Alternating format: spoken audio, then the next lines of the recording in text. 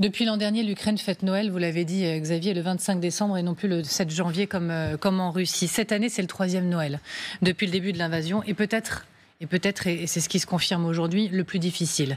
Reportage à Mykolaïv dans le sud de l'Ukraine. Thomas Misraki, Arthur Grolet et Kostia Yaremenko. Une messe de Noël pour célébrer la naissance du Christ et les soldats ukrainiens. Dans cette église de Mykolaïv, les fidèles prient pour leurs combattants et la fin du conflit. La victoire et la paix, c'est la seule chose dont nous avons besoin pour l'Ukraine et je pense pour le monde. Tous les ans, c'est sur cette place, face à la mairie, que la municipalité de Mykolaïv installe son sapin de Noël. Pas cette année à cause de la guerre, à la fois pour des raisons budgétaires et pour des questions de sécurité. Pour trouver un sapin de Noël dans la ville, il faut venir dans ce parc d'attractions. En ce moment, c'est assez rare de voir un sapin décoré. Et ça donne un peu de joie de voir ce sapin illuminé. Je voulais ressentir l'atmosphère de Noël et oublier les 2 dernières années et demie de guerre.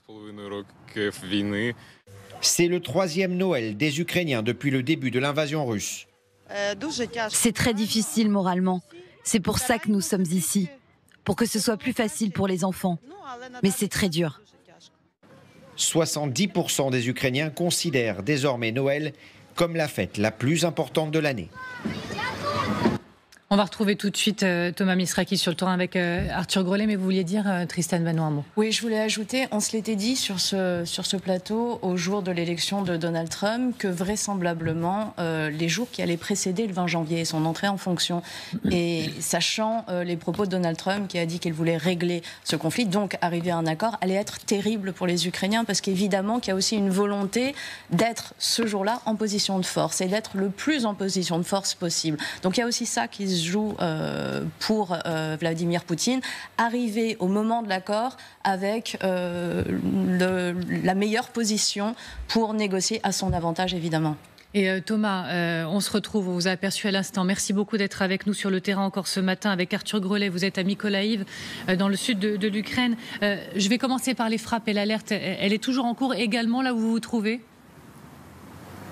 Alors oui, c'est une deuxième vague apparemment qui se dessine puisque la partie est de l'Ukraine est désormais une nouvelle fois sous alerte bombardement. C'est le cas ici à Mykolaïv depuis environ une dizaine de minutes. Ce matin, ce qui a frappé l'Ukraine, c'est une attaque massive. Volodymyr Zelensky parle de 70 missiles, d'une centaine de drones d'attaque qui ont visé essentiellement des infrastructures énergétiques. Tout le pays a été touché pratiquement par les alertes. 10 régions ont été frappées, des grandes villes, parmi lesquelles Kharkiv ou Dnipro. À Kharkiv, il y a au moins 6 blessés, parce que vous le savez, les missiles russes ne sont pas toujours d'une précision exemplaire, et donc il y a des secteurs résidentiels qui ont également été frappés par cette attaque ce matin en Ukraine. Une attaque qui a débuté en quelque sorte hier en fin de journée. C'est la ville du président Zelensky qui a été frappée, Kryvyi Rih, avec là encore un tir de missile sur un immeuble résidentiel. Une personne a été tuée,